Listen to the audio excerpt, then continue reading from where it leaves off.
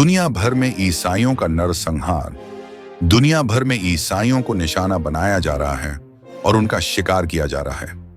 यह सिर्फ उत्पीड़न नहीं बल्कि नरसंहार के बराबर अत्याचार है। लेकिन दुनिया के नेता और मीडिया चुप क्यों हैं? इन नरसंहारों के पीछे का रहस्य क्या है? International society for human rights की 2025 की रिपोर्ट बताती है कि ईसाइयों पर हमलों की संख्या और गंभीरता में उल्लेखनीय वृद्धि हुई है।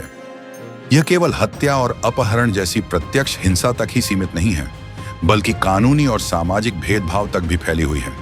खासकर नाइजीरिया में इस वर्ष 2025 बोको हराम और फुलानी आतंकवादियों द्वारा 7,000 ईसाइयों की हत्या की गई है। 35 लाख से ज्यादा लोग अपने घर छोड़ने को मजबूर हुए हैं।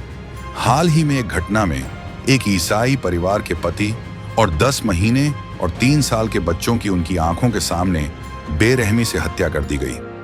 चीन और उत्तर कोरिया जैसे कम्युनिस्ट देश, साथ ही ईरान, अफगानिस्तान और यहां तक कि हमारे अपने भारत जैसे धार्मिक देश भी ईसाइयों को खतरा मानते हैं। पाकिस्तान में ईसाई ईश्वर निंदा कानूनों के प्रति विशेष रूप से संवेदनशील हैं।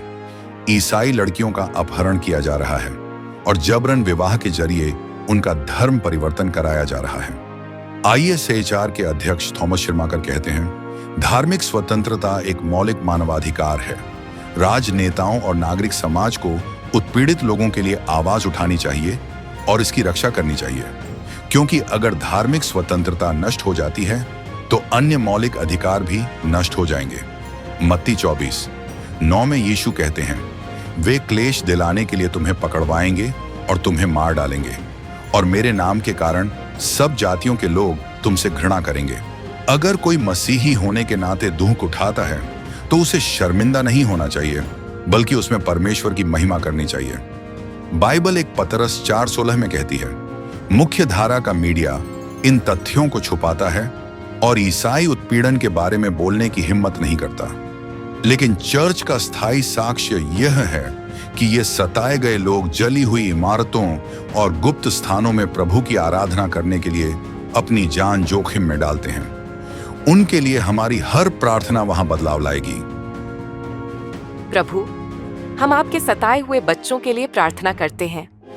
उनकी रक्षा करें, उनके घावों को भरें और उनके विश्वास को मजबूत करें। आपका प्रेम उन्हें सहारा दे और उन्हें शाश्वत शांति प्रदान करे। आमीन। हम इसे रे ऑफ होप क्यों कहते हैं? क्योंकि हमारा मानना है कि प्रार्थना इस अंधेरी दुनिया में आशा की किरण है। Download the Arc Connect app now